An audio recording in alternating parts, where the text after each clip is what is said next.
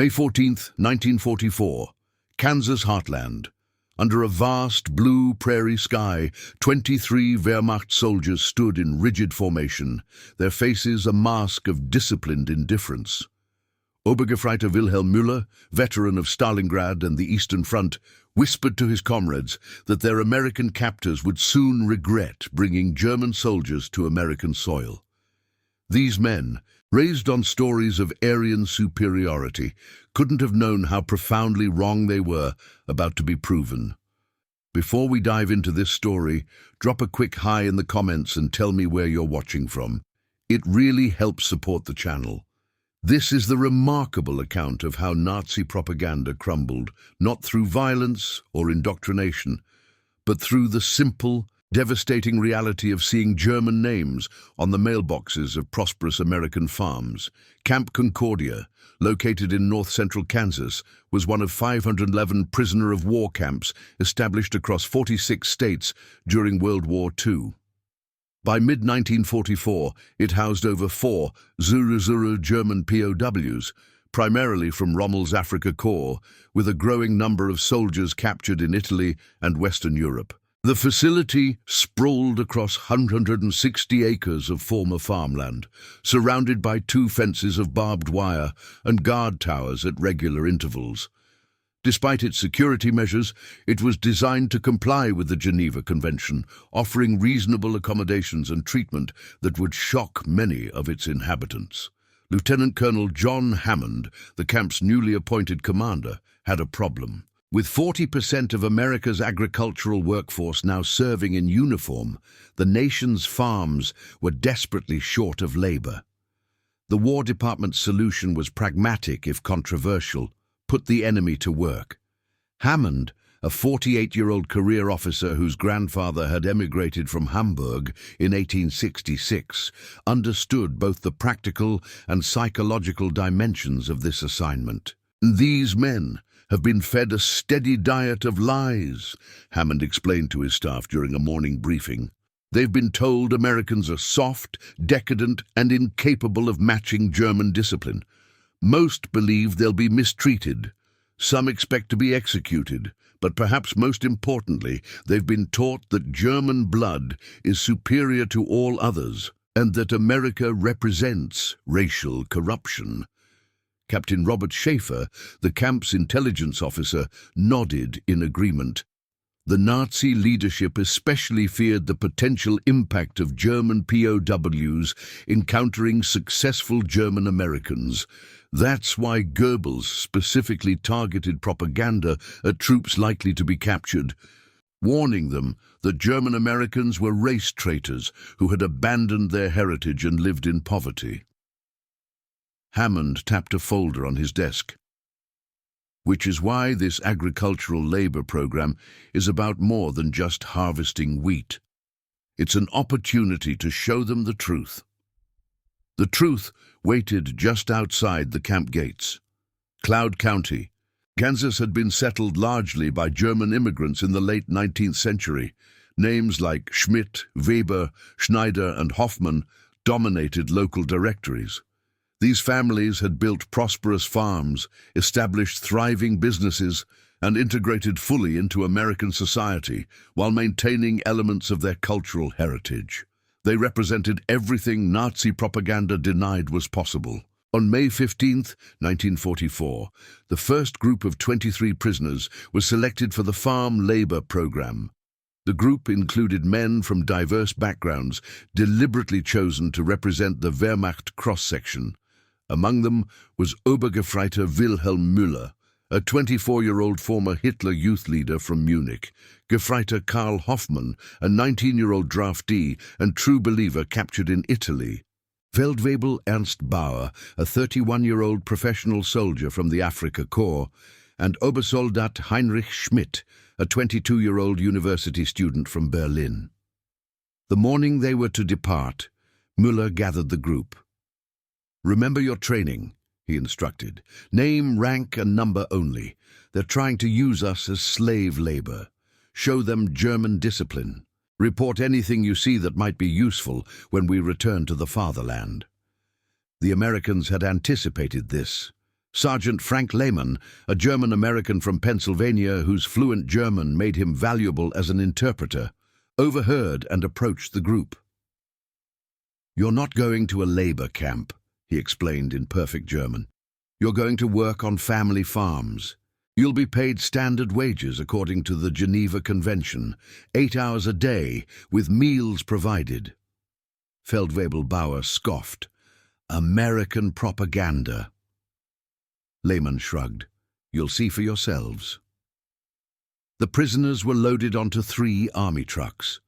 As they departed Camp Concordia, Müller noted with surprise that they weren't shackled.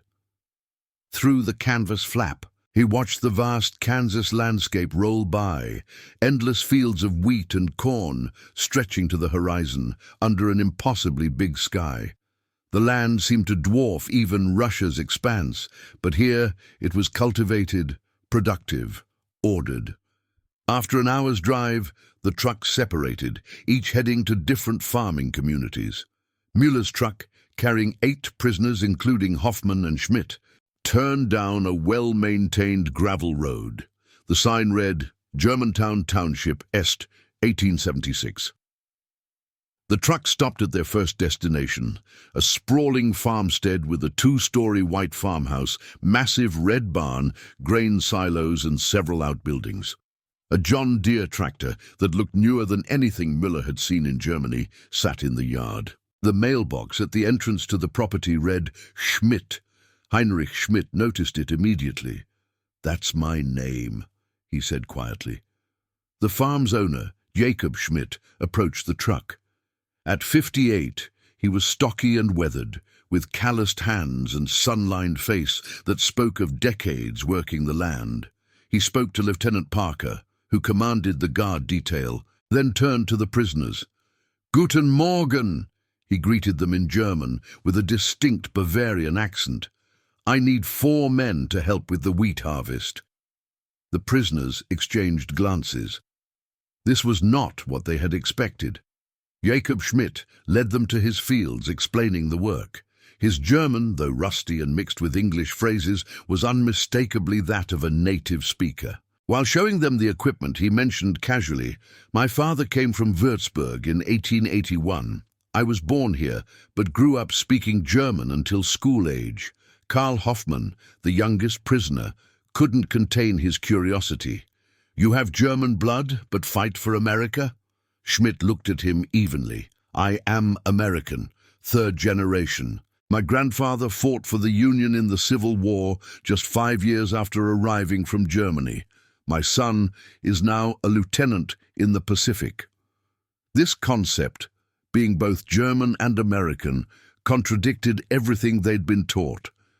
In Nazi ideology, German blood created an unbreakable bond to the Reich. The idea of German-descended Americans fighting against Germany was portrayed as either a Jewish plot or evidence of race betrayal. The work began at 7 a.m. The prisoners were surprised to find themselves working alongside Schmidt and his wife Martha, rather than being supervised from a distance. More shocking was the noon meal: fried chicken, potatoes, fresh vegetables, and apple pie served at the same table with the family and the American guards. In war-rationed Germany, such a meal would be unimaginable even for high officials. While eating, Schmidt spoke of his community. "Most families around here came from Germany. The Webers next door are from Saxony. The Hoffmanns down the road are from near Hamburg." Karl Hoffmann paused mid-bite. "Hoffmann is my family name." "Common name," Schmidt nodded. "Maybe you're related. His father came over in the 1890s. That evening, when the prisoners returned to their temporary quarters in a converted schoolhouse, the mood was contemplative. The reality they had witnessed contradicted their indoctrination. These German Americans weren't impoverished or oppressed. They owned substantial property, operated modern machinery, and clearly enjoyed freedom and prosperity that exceeded what most had known in Germany. Similar scenes played out across Cloud County. Ernst Bauer and 3 other prisoners were assigned to the Weber farm. where they encountered 3 generations of a German-American family working 640 acres of wheat and raising cattle. The family spoke English among themselves, but switched to accented German when addressing the prisoners. "My great-grandfather left Prussia in 1848, explained Otto Weber, the 62-year-old patriarch.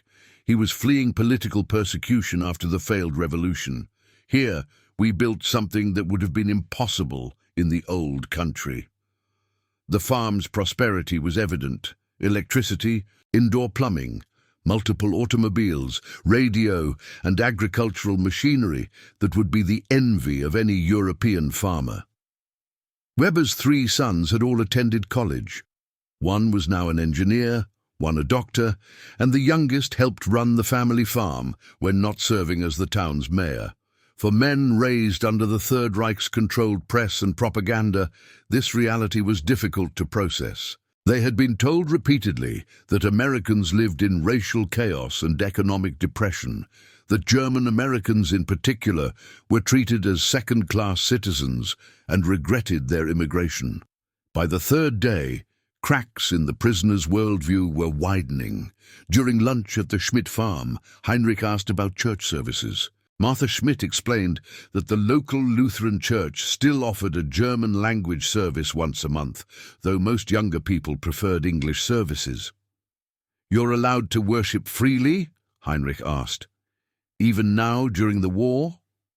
"Of course," Jacob replied. "The Constitution guarantees it.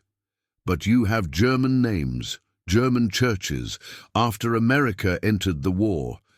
Jacob understood the unasked question. There was some suspicion at first. During the First War it was worse. They banned German in schools and changed sauerkraut to Liberty cabbage. He laughed. "This time people are more sensible. We're Americans. Our loyalty isn't questioned because of our names or where our grandparents came from." This casual statement represented a profound challenge to Nazi racial ideology, which held that blood determined loyalty and identity. The idea that one could be both German by heritage and American by nationality, and that this duality was broadly accepted, was revolutionary. At the Weber farm, similar conversations unfolded.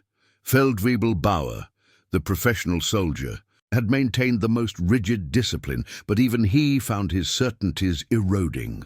Over dinner, Otto Weber mentioned that his nephew was a colonel in the U.S. Army, currently serving in Italy. "Fighting against Germans," Bauer observed. "Fighting against Nazis," Weber corrected. "There's a difference." The distinction startled Bauer. In the Reich, German identity and Nazi ideology had been deliberately fused. To oppose one was to betray the other. Yet here was a man of undeniable German heritage, drawing a clear line between the two. On the 4th day, the prisoners were taken to another farm owned by Friedrich Hoffmann. As they arrived, Karl Hoffmann noticed family photographs on the wall that bore an uncanny resemblance to his own relatives. When he mentioned his hometown near Hamburg, Friedrich's eyes widened. "My father was from Altona, just outside Hamburg," he said. "What was your grandfather's name?" "Dieter Hoffmann. He had a brother who emigrated, but the family lost contact." Friedrich stared at him. "My grandfather was Heinrich Hoffmann from Altona. He disappeared into another room and returned with a yellowed photograph. This was taken before he left Germany." Karl examined the photo and went pale. "That's my great-uncle. We have this same photograph." The revelation that he was working on a distant cousin's farm shook Karl profoundly. That evening, he wept quietly in his bunk. "Everything they told us was a lie," he whispered to Heinrich Schmidt. "These people aren't our enemies. They're our family." Similar moments of connection occurred throughout the program. Wilhelm Müller, the former Hitler youth leader who had maintained the strictest ideological front, experienced his breaking point when shown the Weber family's photograph album. Otto's wife, Emma, had meticulously documented their family history, including letters from relatives still in Germany before the war severed communication. This cousin wrote that he was being forced to join the Nazi Party to keep his teaching position. Emma explained, pointing to a letter dated 1937. He didn't believe in their ideas, but had no choice. Müller stared at the letter, written in Old German script. My father faced the same choice, he admitted quietly. He joined to keep his civil service job. He always told me to believe in the party, but at home he sometimes drank too much and said different things. This confession, the first crack in Müller's ideological armor, opened a flood of doubts. If his father had compromised his beliefs to protect his family, how many others had done the same? How much of what he'd been taught was similarly built on coercion rather than conviction? By the end of the second week, the transformation among the prisoners was remarkable. Men who had arrived standing at rigid attention now moved with the relaxed confidence of farm workers. They ate at family tables, played with American children, and engaged in increasingly open conversations about both countries. The American guards observed this change with satisfaction. Lieutenant Parker reported to Colonel Hammond, "Sir, we're witnessing a complete collapse of Nazi indoctrination. These men are seeing firsthand that everything they were told about America, about German Americans, about our society, it was all false." Hammond nodded. That's exactly what we hoped would happen, but there's more to come. On June 1st, 1944, the program expanded. The prisoners were taken to the town of Germantown for supplies and equipment repairs. For the first time, they encountered the broader German-American community beyond individual farms. The town's Germanic heritage was immediately apparent. Businesses bore names like Zimmermann Hardware, Schneider's Grocery, and Braun's Pharmacy. The Lutheran church spire dominated the skyline, yet American flags flew from porch poles and war bond posters featured prominently in windows. At Schneider's Grocery, the owner chatted with the prisoners in a mixture of English and German, while his teenage daughter tallied their purchases. When Karl Hoffmann asked about food rationing, Schneider shrugged. Sugar, coffee, meat have some restrictions, but here in farm country we produce most of what we need. The abundance in the store, despite wartime restrictions, was staggering to men accustomed to severe European shortages. Shelves displayed goods that had disappeared from German shops years earlier. The casual prosperity, not just of farm owners, but of ordinary townspeople, contradicted claims about American economic failure. More devastating to Nazi racial doctrine was the town's evident social harmony. German names dominated, but they saw Italian, Scandinavian, and English surnames as well. The town's doctor was named Goldstein. All conducted business together without apparent tension. Heinrich Schmidt, the university student, was particularly affected by visiting the town's small library. The librarian, Mrs. Weber, proudly showed him their German language section, maintained despite the war. Knowledge has no nationality, she explained, when Heinrich discovered books that had been burned in Germany, including works by Thomas Mann and Erich Maria Remarque. He sat down heavily in a corner chair and began to read passages he thought he would never see again. The most powerful moment came during a Sunday when several prisoners attended Lutheran services with their host families. The church's architecture, hymns, and liturgy were familiar, creating an overwhelming sense of connection. When the congregation prayed for our boys overseas, meaning American soldiers, including sons of German descent fighting against Germany, the emotional impact was profound. Karl Hoffmann later described it as the moment when the Reich died in my heart. Colonel Hammond received increasingly detailed reports about these transformations. The intelligence value was significant, but he was more interested in the humanitarian impact. On June 15th, after a month of the program, he visited the farms personally to speak with both the American families and the prisoners. At the Schmidt farm, he found Jacob and 4 prisoners building a new grain storage facility. The men worked together efficiently, communicating in a mixture of German and English, teaching each other technical terms.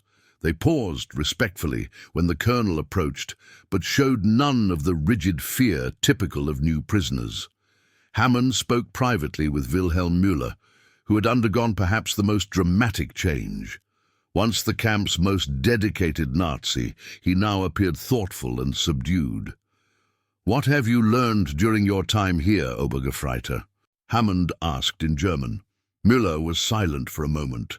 "That we were deceived, Herr Oberst, about America, about German Americans, about many things." "Elaborate, please." "We were told that Germans who emigrated to America lived in poverty and regretted leaving the fatherland, that they were discriminated against, especially during the war. Instead, I find they are among the most prosperous and respected citizens." Müller gestured toward the farmhouse. "The Schmidt family has more land than any nobleman in Bavaria. Their machinery is newer than what our Wehrmacht had on the Eastern Front." Hammond nodded. "And what about their place in American society?" "That is the greatest deception of all," Müller admitted. "We were taught that blood determines loyalty, that German blood would always remain loyal to Germany. But these German Americans are proudly, genuinely American. They fight against Germany without conflict. Their identity comes from choice, not blood." He looked away. Everything the party taught about racial destiny was a lie. Similar conversations occurred across all the farms participating in the program. Ernst Bauer, the professional soldier, confided to Captain Schaefer, "If Germany had treated its citizens as well as America treats its prisoners of war, there might never have been a Nazi party." By July 1944, the program's success led to its expansion. More prisoners volunteered than could be accommodated. Word had spread through the camp about the conditions, the treatment, and most importantly, the revelations awaiting outside the wire.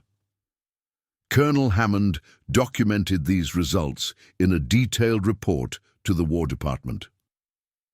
The farm labor program has succeeded beyond all expectations, both as a practical measure to address agricultural labor shortages and as a psychological operation. Prisoner participants showed dramatically reduced Nazi sympathies, increased cooperation, and improved morale.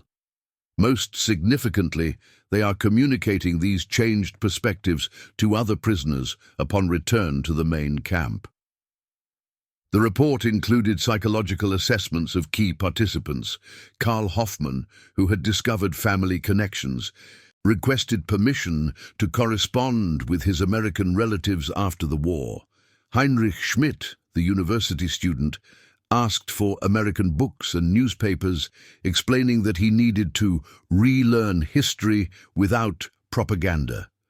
Even Wilhelm Müller, once the group's ideological enforcer, now spent evenings discussing American government with Jacob Schmidt, trying to understand concepts of federalism and constitutional rights. The War Department's response arrived in August 1944. Expand program immediately, priority for officers and ideologically committed prisoners. Accompanying this directive was a classified analysis suggesting that German POWs exposed to American society, particularly those who encountered successful German Americans, would become valuable assets in post-war Germany's reconstruction. By autumn 1944, over 300 prisoners from Camp Concordia were participating in farm placements. The harvest season intensified the work, but also the bonds formed between prisoners and their host families. As they brought in wheat, corn, and other crops, many prisoners experienced their first sense of meaningful accomplishment after years of destructive warfare. On Thanksgiving 1944, a remarkable scene unfolded across Cloud County. German prisoners joined American families, including many with sons fighting in Europe, for the traditional meal. At the Schmidt farm, the table had been extended to accommodate all 8 prisoners working there. Before eating, Jacob asked everyone to bow their heads and led a prayer of gratitude that transcended national divisions. That evening, Wilhelm Müller wrote in a journal he had been given, "Today I understand what it means to be free. Not just physically unrestrained, but free in mind and spirit. In Germany, we believed we were the master race. Yet we lived in fear. Fear of saying the wrong thing, fear of questioning authority, fear of those deemed inferior. Here, descended from the same German stock, these people have built something greater than the Reich could ever achieve. They are Germans who chose to be Americans, and in that choice found a liberty we never knew existed." By the time Germany surrendered in May 1945, over 150 German POWs nationwide had participated in similar work programs. At Camp Concordia, Colonel Hammond noted that former program participants were among the most eager to assist with denazification efforts among other prisoners. When repatriation began in 1946, many expressed reluctance to return to Germany. Some, like Karl Hoffmann, applied for permission to remain with their newly discovered American relatives. Others requested to emigrate as soon as legally possible. Heinrich Schmidt, who had devoured American books during his captivity, vowed to return and study at an American university. For those who did return to Germany, the experience transformed their role in post-war reconstruction. Wilhelm Müller, once a devoted Nazi, became an advocate for democratic reforms in Bavaria. Ernst Bauer used his organizational skills to help rebuild infrastructure in his devastated hometown. Both maintained correspondence with their American host families for decades. Jacob Schmidt received his first letter from Wilhelm in December 1946. "You showed me that being German could mean something different than what we were taught," Müller wrote. "Now I am working to build that different Germany here. The road is difficult, our cities are rubble, food is scarce, and many still cling to old hatreds. But I remember your farm, how you built something good and lasting from empty prairie. If German hands could build America, perhaps they can rebuild Germany as well." The Camp Concordia program represented a profound but little recognized aspect of America's victory. Not just the military defeat of Nazi Germany, but the ideological defeat of its racial doctrines. For the prisoners who experienced it, the simple reality of prosperous German-American farmers living freely in the American heartland accomplished what no propaganda could. It revealed the fundamental lies at the heart of Nazi ideology. The most powerful weapons in this battle weren't tanks or planes, but mailboxes bearing German surnames at the ends of driveways leading to prosperous American farms. Each Schmidt, Weber, Hoffmann, and Schneider sign represented a living refutation of everything these soldiers had been taught to believe about German destiny, American society, and the relationship between blood and loyalty. Otto Weber perhaps expressed it best when saying goodbye to Ernst Bauer in 1946. "We're both Germans," he said, "but I had the luck to be born in a country where that's just part of who I am, not all of it. Take that freedom back with you. It's your heritage too." And that concludes our story. If you made it this far, please share your thoughts in the comments. What part of this historical account surprised you most? Don't forget to subscribe for more untold stories from World War II and check out the video on screen for another incredible tale from history. Until next time.